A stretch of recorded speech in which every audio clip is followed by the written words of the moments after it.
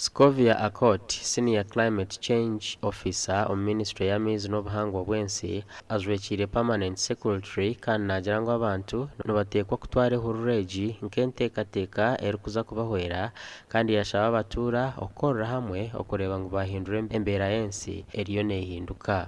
The government of Bhutan contacted Uganda that they would want to come and learn from us, and he mentioned it eloquently that we are the front-runner countries. So far we have 10 countries. We started with 6. We started with 7, one country dropped out, and now we have 6 that were the front-runner. Then we recruited a second cohort, 4 more countries, and now we have 10 front-runner countries. We have all the answers in hand now, but what we are taking back from Uganda, the most significant thing is the teamwork and the leadership that the Uganda is having.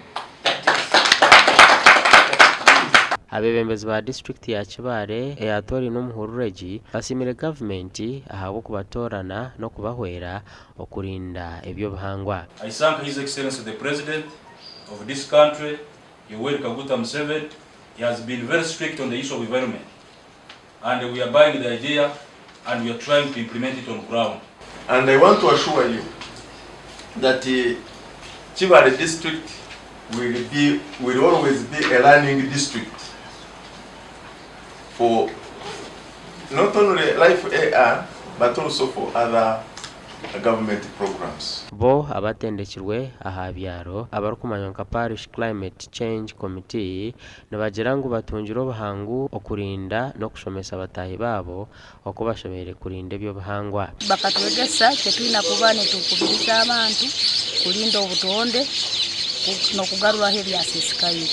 Ijuka hano tubaire tuli ya market program sozi n'ebisaro n'ebikwaho.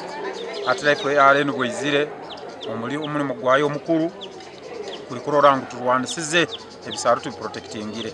Tugenda mu byalo nitubasomesa biki bye tuyinza okukola okulaba ng'embeera y'obuddu tekosa bantu abo. Enteekateeka ya Life AR egenderire okuteeka Uganda aha rurengo orw'obucweka nshanju ahari Ghana omu mwaka 2030 omu kuba n'obushobozi bw'esente omu kurwanisa ebizibu ebirikureetwaho empindahinduka y'embeera y'ensi.